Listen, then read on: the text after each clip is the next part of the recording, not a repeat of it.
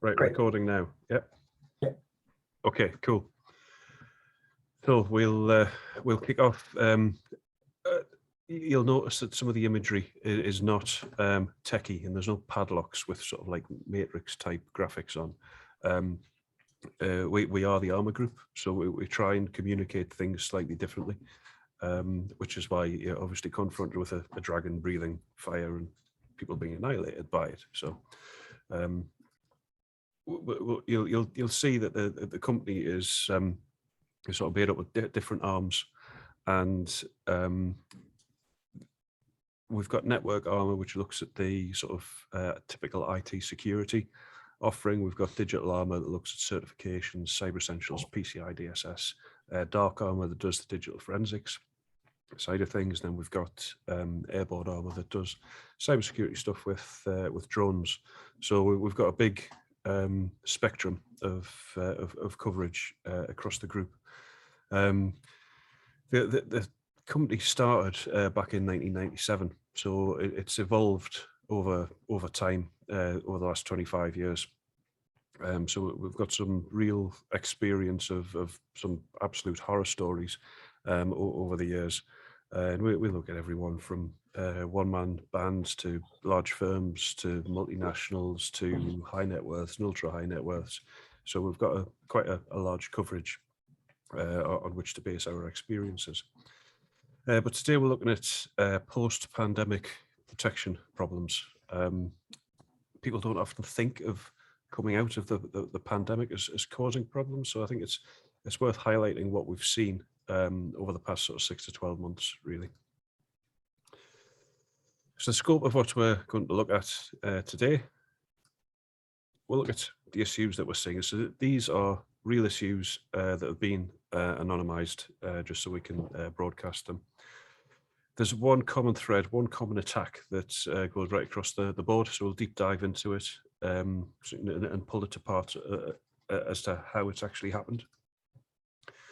We'll also look at why working from home, or as I prefer to call it, living at work, may be a contributory factor. And the steps we can take to combat the problem, because I'm not just going to scare you. What can we do tangibly to fix it? Now, I think, was it Casey, you're going military, is that right? That's right, yeah. Okay, there's 4 letters you're going to hate. SERE, SEER. Survive, evade, resist, and extract, as the British Armed Forces go by it. So in a previous life, I used to be a SEER officer within the Royal Air Force. And as part of the conduct after capture training that we used to do, one thing that always came to the forefront in the talks we gave was this one line: control the mind, control the man. And it was a well-known Viet Cong interrogator that firmly believed in this. And it's so true. If you look at how social engineering works and how successful cybersecurity attacks work, control the mind, control the man is very, very appropriate in this environment. And we'll cover this as we sort of go through today. So looking at post-pandemic problems, what do they look like? Well, cybercrime is the big issue. And over the past sort of 2 years, just like the big issue, cybercrime has also had a little bit of a makeover. However, it's the same criminals, just with a new look. Now, we'll see that people who are working from home, I mean, everybody there seems as though you're working from home. There's a lot of work from home burnout happening because people are finding that working from home is living at work now. The time that they were spending commuting, they're actually working. So in the past, where they've had a 2-hour commute at the start and end of the day, they're actually working those 2 hours. So rather than working an 8-hour day with 4 hours of commuting time, they're now working a 12-hour day. And they'll actually go back into their little office at home and they'll work some more just because they can. So there's a lot of work from home burnout, particularly during lockdown when we weren't allowed to do anything else. Well, some of us weren't, but we'll come to that in a bit. But this burnout is causing a lot of issues. There's certainly an increase in mental health issues. People are resistant to coming back into an office. That this is now something which is allowed. I mean, the whole work from home concept is a nightmare from a security point of view. But again, we'll come into that in a bit. Now, of course, with work from home burnout, everyone is a human being. And just because somebody is a manager, it doesn't mean that they're immune to it. So we're starting to see stressed managers and directors within businesses. I mean, they've had to deal with the uncertainty of running the business and navigating the business through a pandemic. They've had to deal with furlough, with flexible furlough, providing forecasts for shareholders, which in an unstable world, it's really difficult to do. How are future restrictions going to help? We've had Brexit, we've had the whole supply chain issue.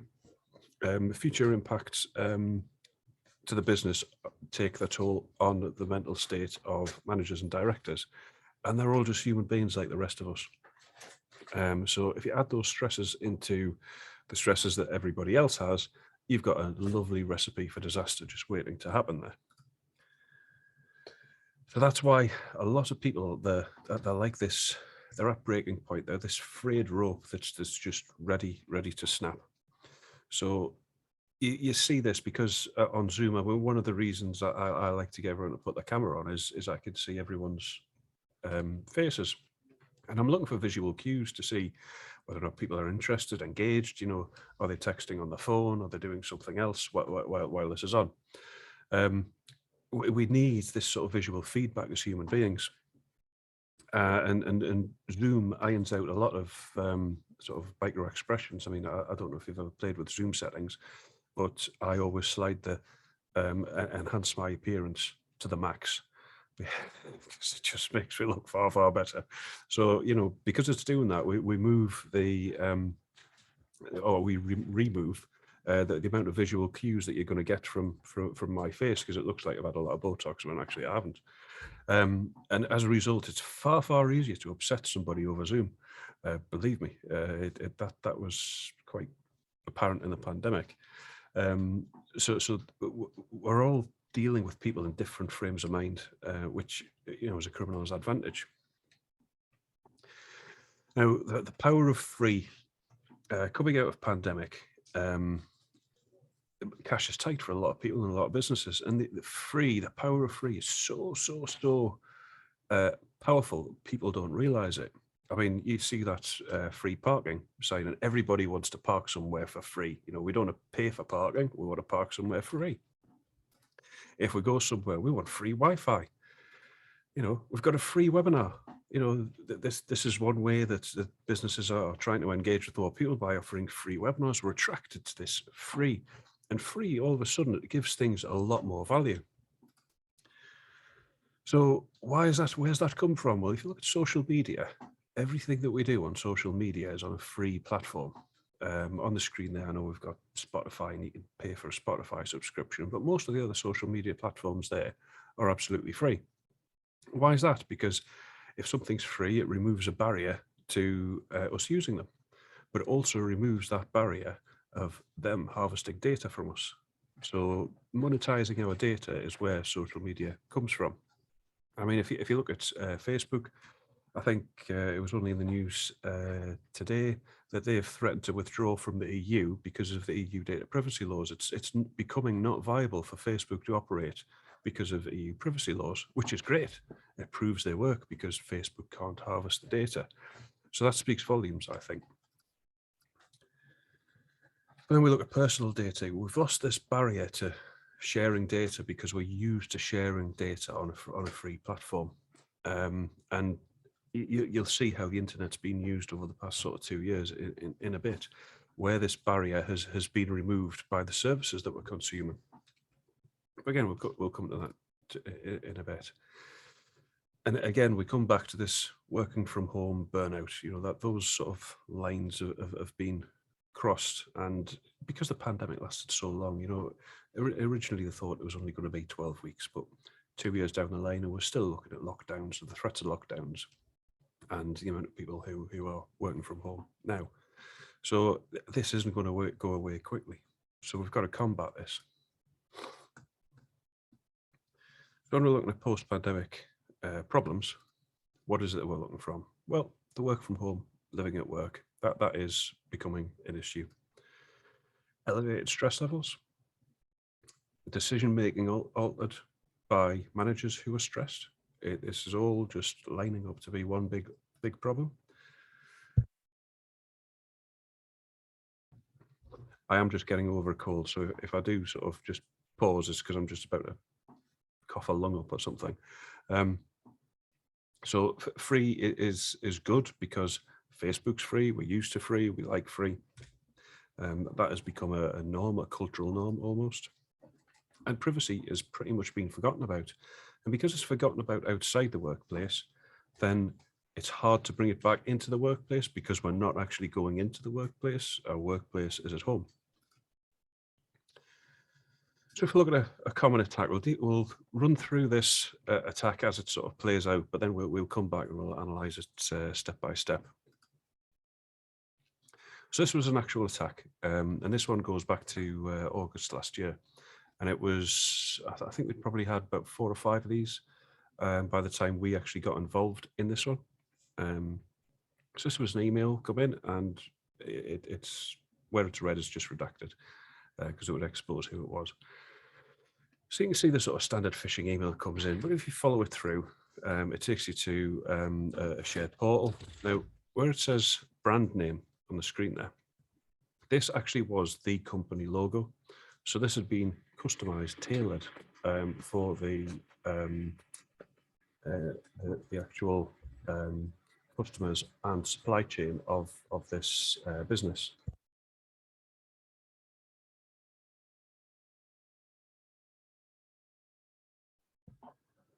So because you've got the brand name there, you know that there's a lot of love and care and attention that's sort of gone into this. From there, it's taken to a SharePoint file share, where you confirm your details, and then you're taken to a Microsoft login portal.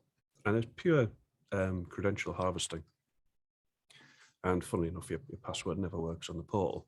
But this has been repeated and repeated and repeated, different URLs, different domains, but the actual attack has been consistent throughout this sort of pandemic period, and it is still going on.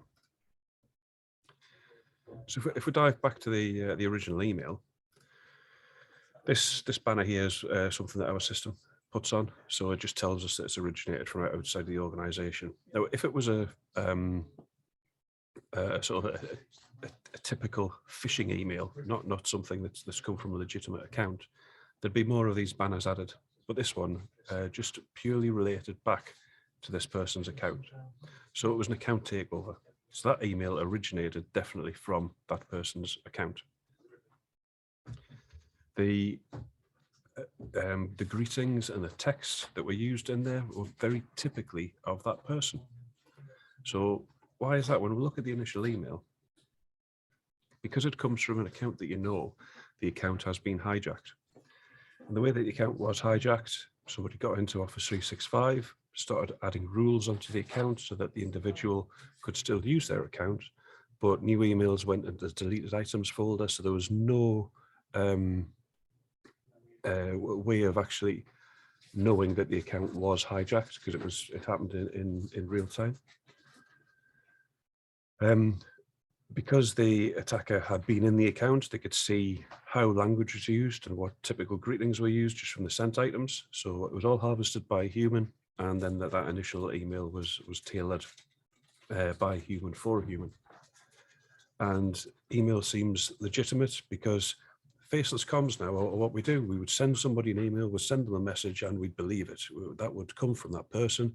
Could be a funny joke, could be a funny photo, could be something they'd done. And few of us will actually call back because when we're working from home, we haven't necessarily got the desk phone set to our side. So we're not just going to pick the phone up and go, "Did you send this?" It doesn't happen anymore. So we just click and go because we trust it. We believe what we see on the screen. Now, is this a work from home habit? It's not really. It was a workplace habit, but it's got worse through working from home.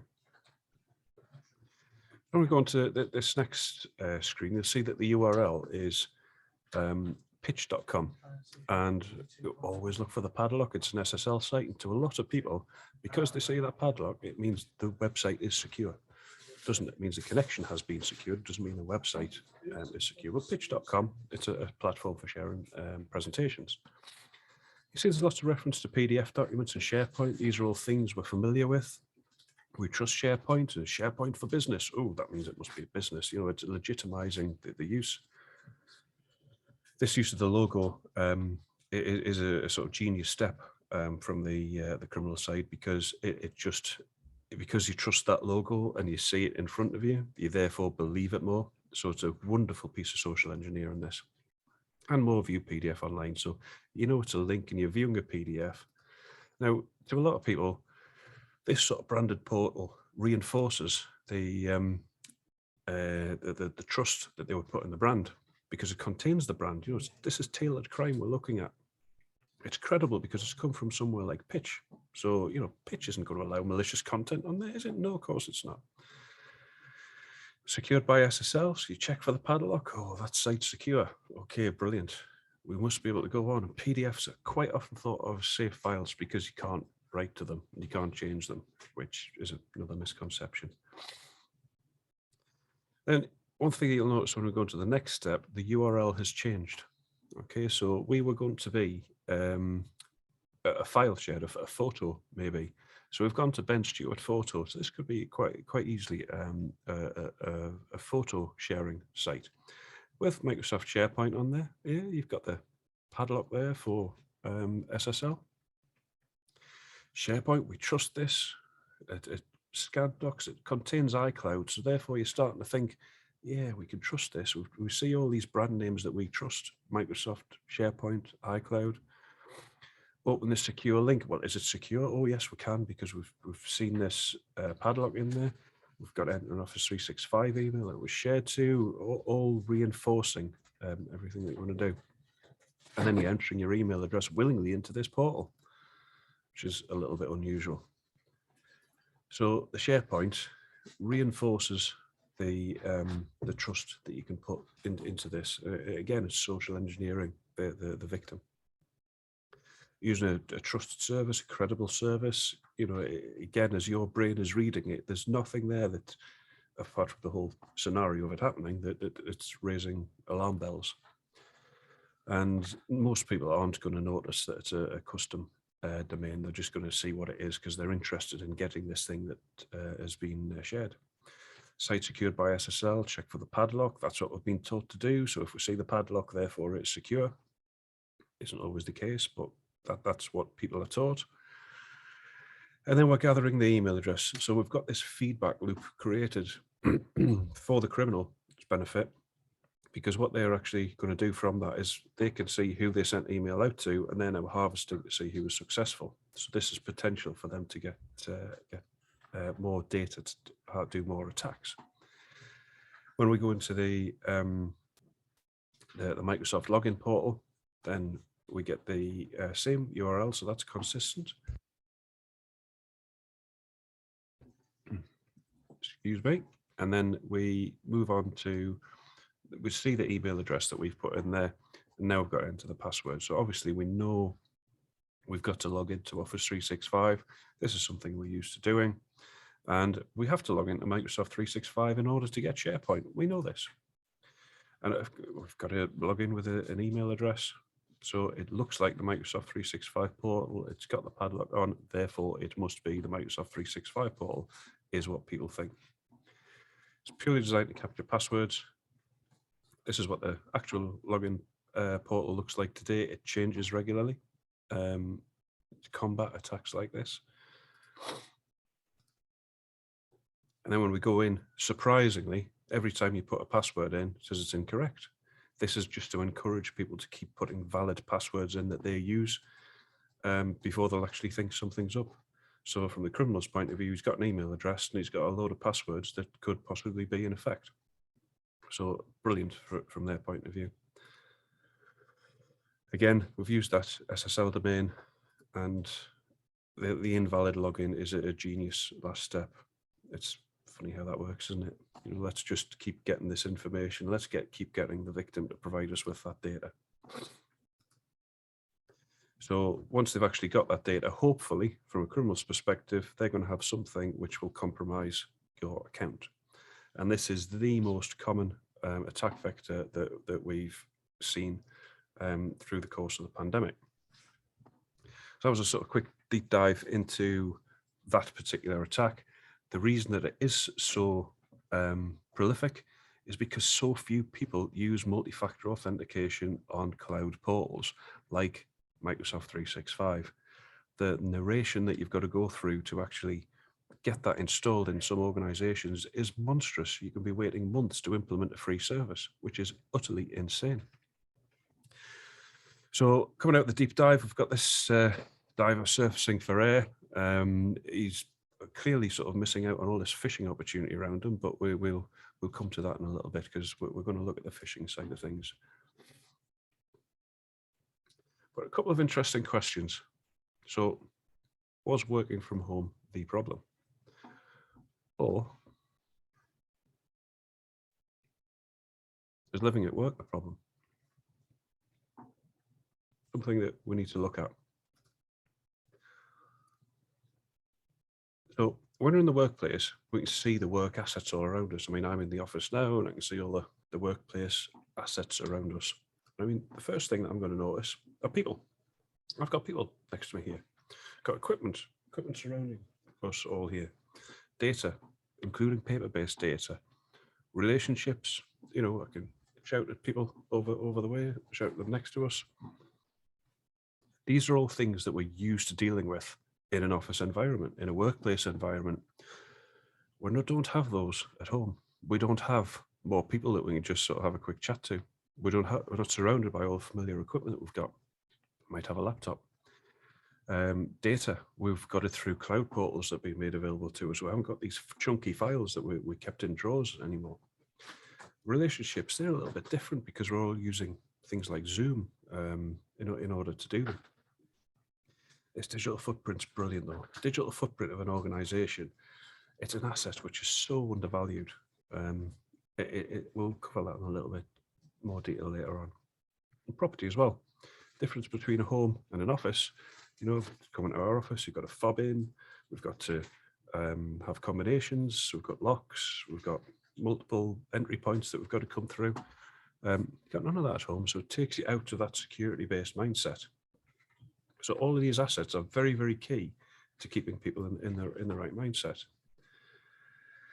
So if we're looking at phishing in 2022, it's easy for criminals because they're social engineering on a target that's been softened. And, you know, we'll look at why that might be the case.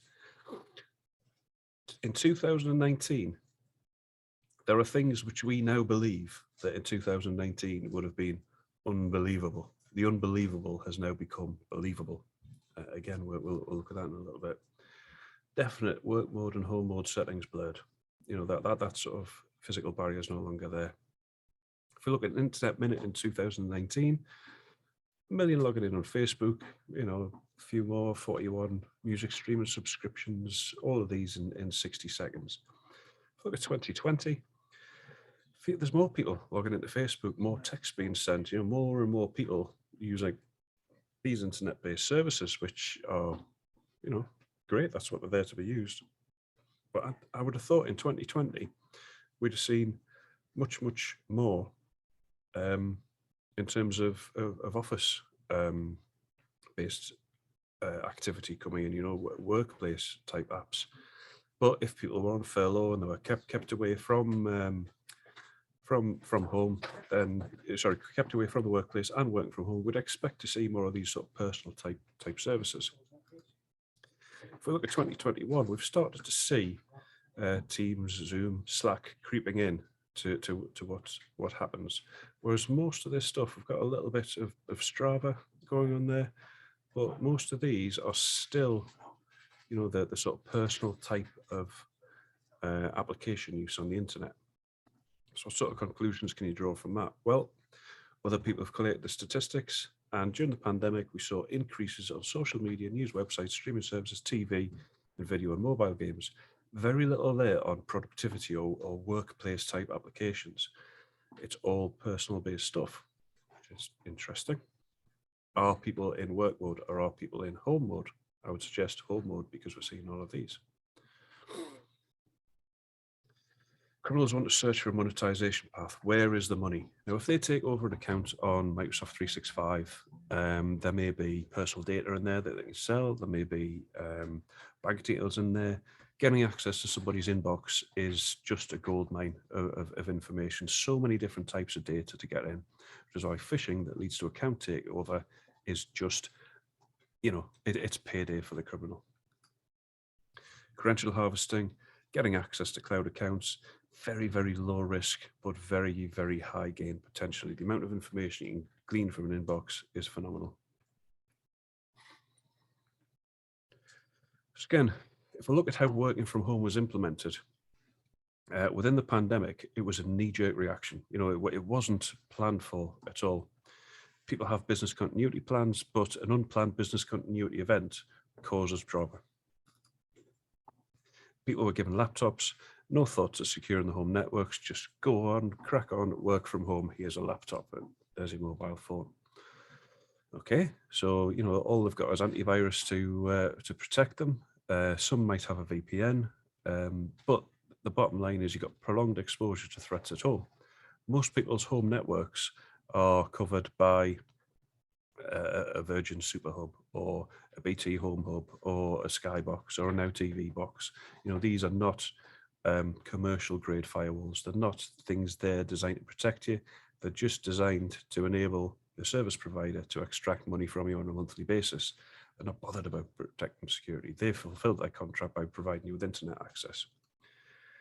So couple that with exposure to influence via media channels, and you all of a sudden start to get worrying trends coming in. Work mode and home mode become very, very, very much combined, very much intertwined, and that's a dangerous place to be for any organization. Now remember, control the mind, control the man. This is what we started looking at right at the very beginning, and that theme continues. Germany calling, Germany calling. Here are the Reichsender ambush, Station Bremen and Station DXB on the 31-meter band. You are about to hear our news in English. Everybody hear that? That's all right. Just as long as they didn't think I was just gone weird for a second and wasn't saying anything. When we did the practice of this bit before the session started this afternoon, I just sat looking weird for a few seconds, and it was interesting. So that was Lord Haw, also known as William Joyce.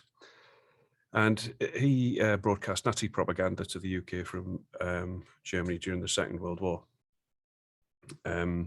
All the broadcasts opened exactly the same way. And basically the purpose of this was for the Reich Ministry to discourage and demoralize Allied troops. It was purely there to sort of demotivate. But what they did do, they reported on the shooting down of aircraft, Allied aircraft, and the sinking of Allied ships. So people in the UK were tuning in to this broadcast to listen what was happening to their loved ones that they knew were going out on those missions. So this was influencing that sort of Nazi propaganda machine. It was only very subtle, very, very subtle, but it was there, and people started depending on it. Now, if you start drawing that parallel back to how we sort of hung on the daily broadcasts that were given to us through the pandemic, it starts to change that mindset. It becomes very much an occasion, very much part of the day, part of the routine, and we start to get influenced. And influence is a good thing, because this is what happens when we are sold to. We need to be influenced. We need our value system to be altered. The difference between paying something and having something for free. If I say I'm going to give you a free firewall, like, oh, that's interesting. Oh, I'd like that. Whereas if you say, well, you've got to pay me £300 for that. Oh, I don't value privacy that much. But free, all of a sudden, that's your value system altered. Belief system's altered. When you're selling, you want somebody to actually buy into what it is that you're selling. You've got to influence them and make them believe that what you've got is the best thing. So it's a selling process, influencing people. When you do that, if you're influencing people, you can see emotions and behavior either reinforced or destroyed, depending on whether or not it's a good thing you're influencing or a bad thing you're influencing, depending on what sort of mindset change you're looking for. You can change reasoning and distort how people think, disrupt how people think. If you look at how Tesla's broken through and been called a disruptor, they've completely changed the way that people think about electric vehicles and conventional vehicles. So that sort of disruption is good, but we've got to make sure that it's manageable. Influence also has a big play on morale. So by influencing people, you can depress them, make them feel isolated, which leads to suicidal thoughts if you take it too far, and it's altering that mental state. Now, quite often, if this was a military thing, or if this was what we were looking at through the pandemic, this was very much a hearts and minds campaign. This is how it was branded and sold to us, a hearts and minds campaign. But actually, if you look at what it did, it was a psychological operation, which is, quite a sinister thing to be doing on such a large scale. When you look at how that we were affected, one of the main things in the UK was baffling rules and restrictions that were enforced on us. Things like you must wear a mask in a restaurant if you stand up, but not if seated. So, this whole mask wearing thing, it seems bizarre that we would go for this, but that's what we actually did. We wanted to keep everyone safe. We were given conflicting information. So when it was the rule of 6, children under 12 didn't count in the head count.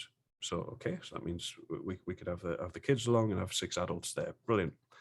But then we were also told that children under 12 were super spreaders. So we've got 2 completely different ways of looking at children under 12, which mixes with your head. No mixing with family, but you can mix with strangers in a pub until 10 p.m. That makes absolutely no sense whatsoever. Why would we do that? It makes no sense. We're given projected dates for tougher restrictions, so things are going to get worse by next Monday. So if you want to do this, you've got to do it before then. Caused no end of bedlam in central London. But the threats of even tougher restrictions, and this was also seen back Christmas 2021 as well. So all of these all contributed towards the state of mind that we were in. Last year, as we saw the push over fuel pumps and the fuel shortage, politicians said there's no fuel shortage. So obviously, because the politician said it, we thought we're going to do the opposite. So that created the problem. Tesco, as soon as they start limiting sales of toilet paper, then right, okay, we start panic buying. Panic buying kicks off, all manipulating the people. We're told it certainly wasn't China. Then we're told it was China, but they probably killed all the evidence. So conflicting information, all contributing towards this influence. So we're being influenced. Then we've got people working from home. So working from home, brilliant for some. Some people love it. Other people think it's an absolute nightmare. But humans are social animals, and the lack of contact with colleagues does take its toll on us. We need this interaction. So all of this is working on producing a softened target. So with this working from home failure, we start to see softened targets in making key decisions about how they're going to shape the security in the business. So we had, these are all sort of tales of different people that we've met along the way. So this transition to cloud, cloud is somebody else's computer was the thinking, which, yeah, it is. Yeah, it is somebody else's computer, but not literally a person's computer. It's usually a data center. But they thought they'd use a private cloud and it would just be somebody else's computer, somebody's laptop sharing files. Okay, that's one way of looking at it. There was some perceived savings and cost cutting. That was also linked to the bad decisions of the scrapping of key security systems that they have. So this is where you have a company that might have something like Mimecast protecting their email, and they think, well, we're all working from home now. Why do we need that? Let's save this. So they got rid of Mimecast and just exposed their email servers. So obviously, as soon as you do that, it opens up the new attack vectors. But something disturbing, which is a real growing trend, is that there's this desire to seemingly put more blame onto the workforce when things go wrong. And we've actually we want to train them so we can discipline them from an organization. So we want to train the staff so that when a mistake is made, we want to be able to discipline them, because actually what we've done is we've removed some of the security systems. So therefore, if we train the staff, that's a free thing. We can get rid of somebody. It's real change in mindset. This isn't looking after people. This is putting up an umbrella to stop somebody else getting in the douang for making a bad decision. Really, really, really poor, flawed thinking that is coming into security decisions. So it's definitely not a good place to be when we've got managers and directors making this sort of decision. It's no wonder that the workforce is suffering, because you've got people working from home finding it tough. Now they're getting hit with more legislation and more rules, and it's their fault if something goes wrong, so the pressure increases on them. So this is a real soft target, a lovely, malleable piece of flesh that criminals can exploit. So again, controlling the mind, you're controlling the man, more true now than it ever has been. So I said we're going to cover a bit of phishing, so this is what we'll do. So we're going to look at what we've seen over the past 12 months, really. So back in 2019, we started to sort of create our own phishing platform. And we developed it further in 2020 and 2021. It really started to take off. So this is a really small subset, but it's a lot of the organizations that we work with. So you can see from the statistics that we've got here, delivered email, we've got a really good deliverable system, and people open them. People open the emails, which is great. But we've seen more and more people click and enter data in 2020 and 2021 onwards. And that sort of pattern, this sort of pattern is more or less continuing, and it's more or less a constant. So as the number of emails sent goes up, the pattern doesn't really change that much. So we've still got this malleable workforce that are clicking on and entering data in the emails. Now, when we actually look at the type of emails that have been sent out, where we've had the most success, track and trace, COVID NHS, shopping. So those sort of emails have filtered into a work email inbox. Now, most people's track and trace are going to be their personal email address. Why would it be coming into a work inbox? Nevertheless, as soon as they've seen that come in there and they've seen that NHS logo, must click it, off they've gone. Same with the COVID NHS alerts, anything like that, just to get some sort of reaction. But shopping, strange things like, a mountain of laxatives from Holland and Barrett. That was a really popular email that we sent out as part of a phishing campaign to work mailboxes, and people were clicking on it thinking, I haven't ordered that. So because they hadn't ordered it, they would click on to try and make the complaint. Every single one we've managed to get through. So it's a strange sort of situation where the typical internal email, cloud portal and work-related news is sort of shrinking in the background. It's these sort of personal-based knee-jerks that we're getting. So it's quite disturbing. It certainly appears that home working is having a detrimental effect on the security of any workforce, irrespective of what sector that they're in. People haven't got that drive into work in the morning, so it doesn't appear to be a transition between work mode and home mode. Certainly lots of complacency creeping in. I think people feel distanced, so they can't get told off as much, and even if they are getting told off, it's over Zoom. Don't really have as much of an effect. But training definitely has value. So much to a point that some management executives are thinking that if they have provide the training, then they can actually use that as a stick to beat the staff with when they make a mistake. It isn't a great position to be in. The cloud versus on-premise question needs to be asked again, particularly when we're seeing that the data entered stats from the phishing campaigns are mostly when we imitate cloud portals. People don't seem to question that, whereas he never had that problem when things were on-premise, because things were on-premise. He didn't need a login to these portals. So that's a very interesting way of looking at things. And it's never more true. You can't manage what you can't measure. So if you can't manage if you can't measure the cybersecurity threat, you certainly are never going to be able to manage it. And how do we combat that? It is a very, very interesting way of looking at things. The way that I have always had it drummed into me is check and test, check and test. You know, you will try something, you'll test that it works. You'll try something, you'll test that it works. Oh, it's always worked well for me, and I think it's a very sort of sound basis to work. But if you look at the assets that you've got in your organisation, always checking and testing the people. Yes, definitely, it's got to be done. Checking and testing the equipment, definitely, it's always got to be done.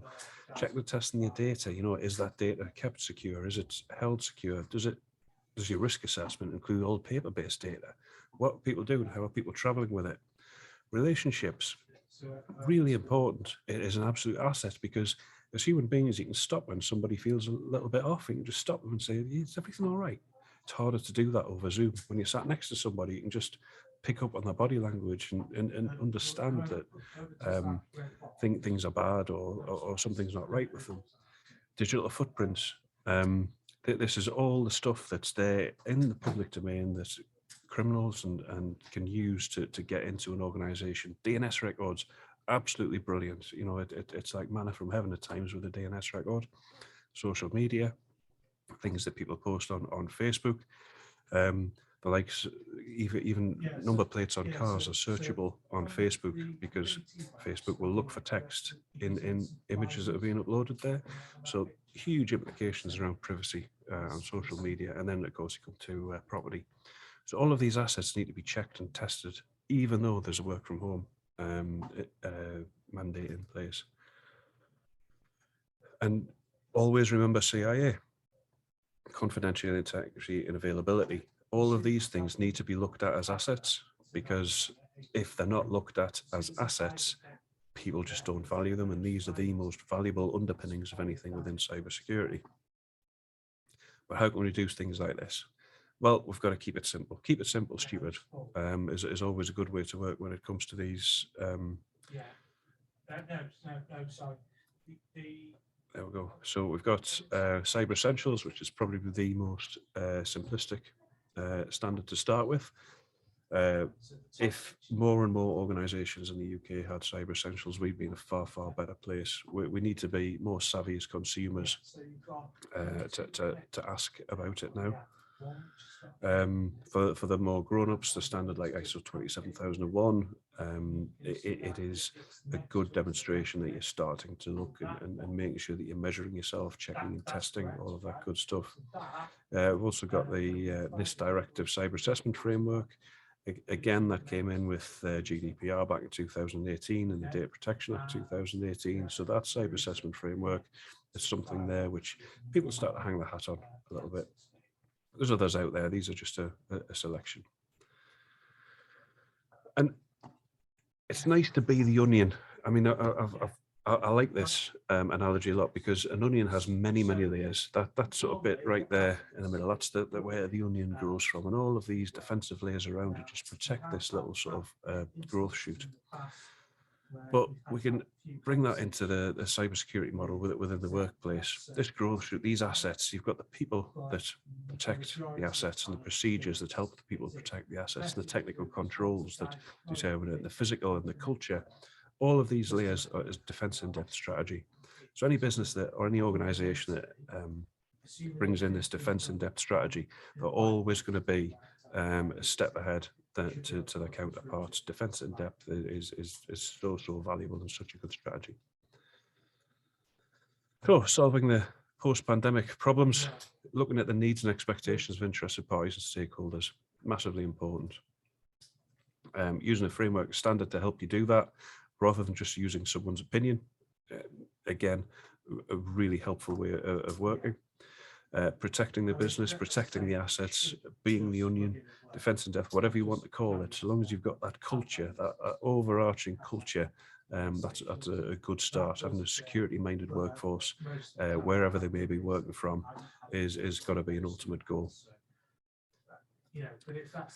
But it all comes down to three things. Cybersecurity comes down to three things. Understand the threat, assess the risk, do the right thing. It doesn't get any more difficult than that. If you understand the threat, you can accurately assess the risk. If you can accurately assess the risk, you can do the right thing. The key is to repeat it and repeat it often. And that's as hard as it needs to be. We've just got to understand that threat, understand what it means when people are working from home, understand what it means when we take a service or a system away. So, to go with what we said we'd go through today, we'd have a look at the post-pandemic issues that we're seeing. We'd deep dive into the most common attack, analyse why living at work might be the contributory factor to things going wrong, but also how to combat the problem. That's what we've covered. But the overarching thing, control the mind, control the man. If your mind is under the control of somebody else, that somebody else is controlling you. And that is the way that criminals are always going to get in. Hack the human. That's the talk over. If you want to follow us on LinkedIn, please do. There's the QR code there. I understand if you don't want to scan it while it's on screen now, it definitely takes you to LinkedIn. You can do this on the recording. Website's there with the QR code. And that's it. Thank you very much for listening. Thank you very, very much, Stuart. Very helpful and informative. That's very kind. So I stop the recording now, but before we move on to question and answers.